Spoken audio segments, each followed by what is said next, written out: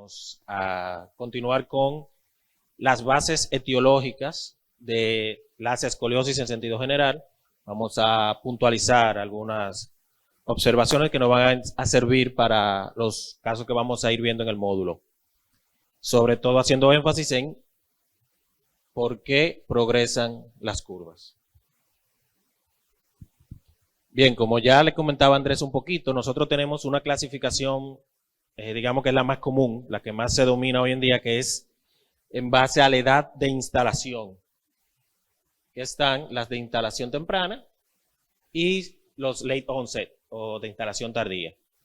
Esto en base a los 10 años porque ya es bien sabido que a partir de los 10 años ya el individuo tiene la capacidad pulmonar del adulto en un 50% y un adulto puede vivir con un 50% de su capacidad pulmonar. Antes de los 10 años no tenemos ese mínimo requerido, por lo tanto el manejo que se le da a un paciente con una pobre función pulmonar no es el mismo al que se le da con una función pulmonar al menos aceptable. Pero luego surge el inconveniente de que no solamente la edad de aparición o de instalación de la escoliosis es lo que nos va a servir para tratarlas.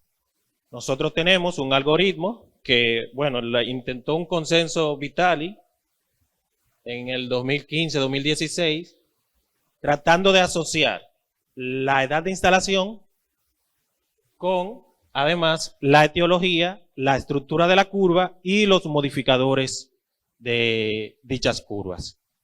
En base a eso, entonces fue que se dividió las de early onset, como la que comprenden las congénitas, las idiopáticas que sean infantiles y juveniles, las neuromusculares y las asociadas a síndrome. Y las late onset, que van a incluir las degenerativas, las idiopáticas del adolescente y obviamente queda un grupo de misceláneos que son tumores, infecciones o traumas que se van a presentar sin importar la edad de instalación, que esa quedarían aparte. Entonces nosotros vamos a tocar unas cuantas cosas importantes sobre la etiología de estas escoliosis. Obviamente las asociadas a síndrome, las características propias de esos pacientes van a depender mucho del síndrome o del espectro signo y sintomatológico que presente el síndrome en particular. Las características más puntuales van a estar ya relacionadas con las congénitas, las idiopáticas, degenerativas y neuromusculares.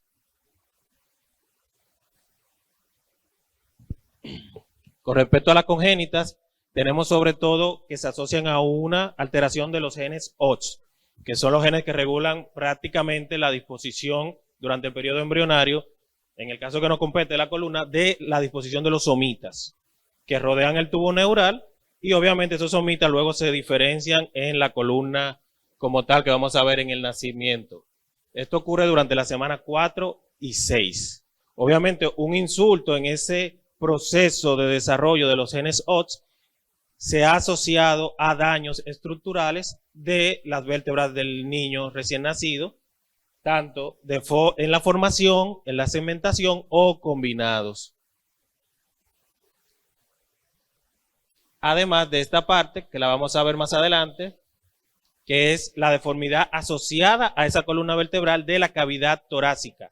Generalmente puede haber o sinostosis costales, o sea, costillas fusionadas, o también puede haber agenesias costales. Y obviamente también puede haber defectos del tubo neural, tanto del cierre como de los elementos intracanal. Los elementos intracanal, hablamos de la médula y los componentes que la recubren. Obviamente son curvas muy agresivas por todos esos componentes. En un 70% de los casos van a progresar.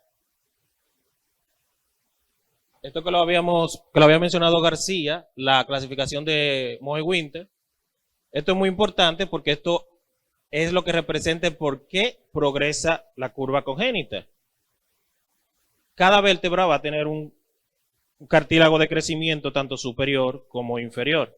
Si se mantiene segmentado, o sea que si está activo en una vértebra deformada, entonces va a haber un crecimiento asimétrico.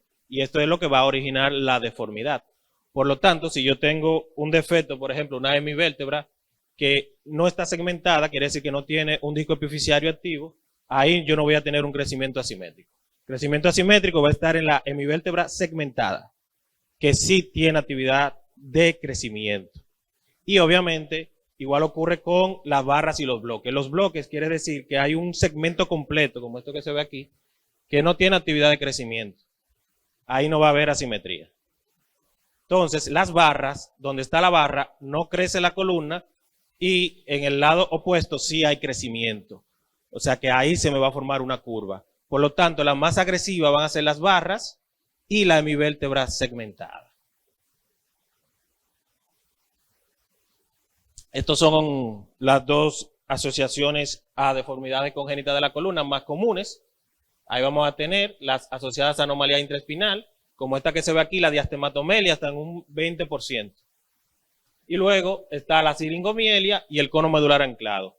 ¿Cuál es la salvedad que hay que tener en cuenta con esto? Que corregir una deformidad escoliótica no es simplemente corregir la columna ósea, sino que si usted diagnostica una escoliosis congénita y se aproxima a un tratamiento estructural sin tomar en cuenta el contenido de la columna, va a ser prácticamente inevitable que haya una lesión neurológica, porque al usted corregir una curva que son agresivas, ya vimos, de tantos grados, va a haber una tracción de la médula y eso va a ocasionar entonces el cuadro neurológico como una complicación.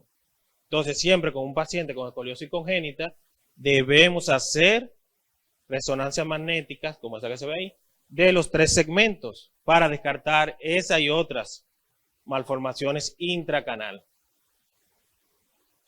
Con respecto a las alteraciones torácicas, como les mencioné, la sinostosis y las agenesias costales pueden estar presentes. Recuerden que hay un desarrollo torácico que acompaña a la columna y que tiene 2 picos de crecimiento en la edad infantil, 1.4 centímetros por año, y luego entonces en la pubertad y en la adolescencia, 1.2 centímetros por año. Por eso es que las curvas son más agresivas al principio y luego hay un periodo como más lento y en la pubertad vuelve, en el caso de las mujeres con la menarquia, y en el hombre a los 12 años, 13 años, cuando empieza la pubertad y la adolescencia, se reactiva, porque va de la mano con la actividad normal de crecimiento.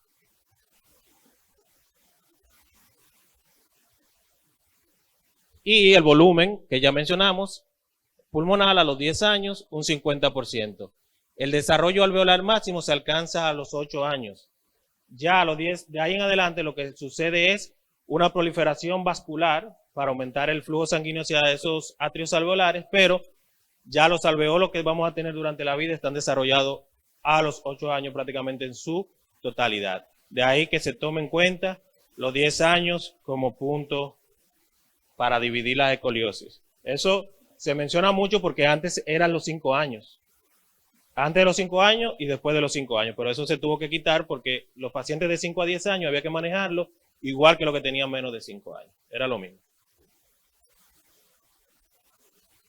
Puntualizando de la escoliosis congénita, el número de placas epifisiarias afectadas, el tipo y localización de la lesión, llámese barras o hemivértebras, y las lesiones asociadas, llámese defectos intracanales o defectos torácicos, determinan la progresión y la severidad de la deformidad. La corrección escoliótica de estas escoliosis congénitas tienen un potencial de riesgo neurológico alto. Tenemos que ir con cuidado en esa parte. Entonces, algunas complicaciones severas son inevitables si esas malformaciones o características etiológicas envueltas en la génesis son ignoradas.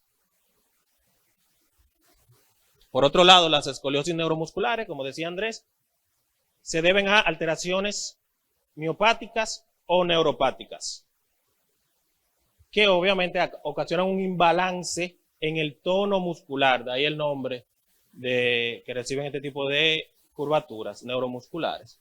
Hay un imbalance en el tono muscular, que puede ser de un origen superior, es decir, directamente en la musculatura erectora de la columna, o en un origen inferior, en los músculos que rotan la cadera. O sea, el paciente puede tener un imbalance en el tronco o una posición en una de las caderas en aducción, rotación interna y flexión. En ambos casos, lo que va a suceder es que hay una curvatura del tronco, que en los casos leves puede simular una curvatura escoliótica idiopática. Pero en los casos severos, entonces se ve una curva típica de la escoliosis neuromuscular, que es una curva larga que incluye el sacro y que presenta oblicuidad pélvica. Esa es la curva típica de la escoliosis neuromuscular, una curva en C, amplia, que incluye el sacro y presenta oblicuidad pélvica. Y ahí vamos a tener escoliosis neuromusculares espásticas o flácidas, dependiendo su origen. Hay, por ejemplo, escoliosis miopáticas asociadas a distrofias musculares, como mencionaba hace un momento.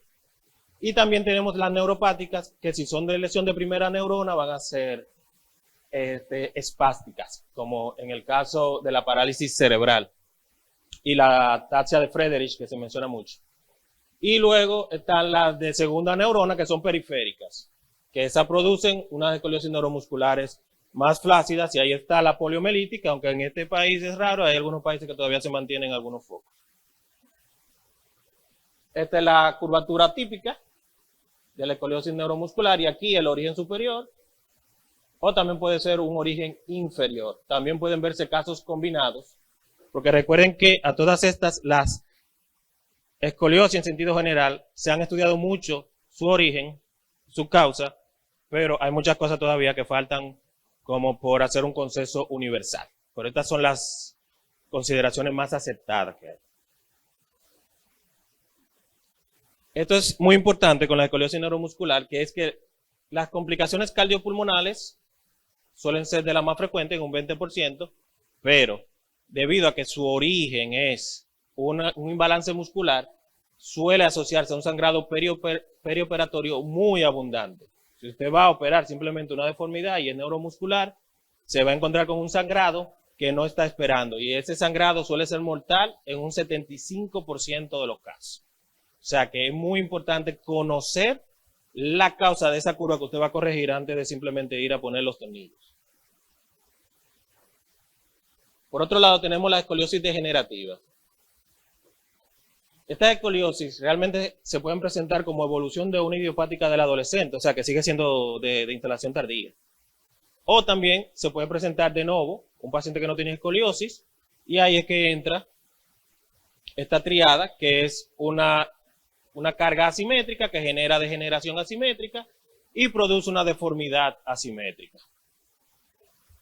También puede deberse a alteraciones metabólicas, un paciente con osteoporosis, por ejemplo, que puede ir provocando un imbalance por una deformidad vertebral por fractura, por aplastamiento, por ejemplo. Entonces, esto es lo que vamos a tener presentado en este tipo de pacientes que son de edad avanzada generalmente. Una estenosis del canal, un canal estrecho, con una columna, digamos, estable, o puede ser una estenosis con una inestabilidad mecánica. Recuerden que la inestabilidad clínica se define como dolor o déficit neurológico con los movimientos de rango normal. Entonces, el paciente puede tener una estenosis sin tanta clínica, o puede tener una estenosis con mucha clínica neurológica o clínica mecánica. Entonces, además de esto, le agregamos esta parte que es muy importante, la alineación defectuosa severa en el tercer caso. Quiere decir que el paciente entra en un imbalance, y ese imbalance ocasiona alteraciones tanto en el eje coronal como en el eje sagital. Se alteran los balances que ustedes van a ver más adelante, espinopélvicos. Por último, las idiopáticas. La dejé al final porque esta es la que más se ha estudiado, esta es la más frecuente, la que más llega a la consulta, pero es la que menos se sabe por qué se causa. De ahí el nombre que reciben. Se asocia a múltiples factores. Vamos a ir viendo los más importantes. Hay algunos que son relativos a la aparición y otros que son inherentes a la progresión, que van sucediendo como parte del ciclo de deterioro de la columna. La más actualizada actualmente, la que digamos se tiene el elemento puntual más relevante, es esta, el de las células madres mesenquimales. Luego hay otras que ya se han visto un poquito, genéticas, neuroendocrinas, hormonales, biomecánicas, neuromusculares. En el caso de las células madres mesenquimales derivadas de la médula ósea, lo que se ha encontrado es que todos los pacientes con escoliosis idiopática muestran una alteración en estas células mesenquimales. Ellas normalmente van a diferenciarse o en adipocitos, o en condrocitos, o en osteocitos. Pero estos pacientes con escoliosis idiopática tienen una tendencia a que estas células madres se diferencien hacia los adipocitos en lugar de diferenciarse a células formadoras de hueso, lo que produce que disminuya la masa ósea. Y esta disminución de la masa ósea, entonces provoca una debilidad inicial, tanto de la parte ósea como subsecuentemente una descompensación de la parte muscular que rodea la columna vertebral.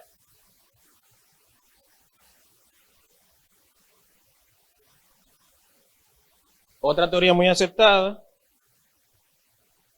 es la deficiencia de melatonina.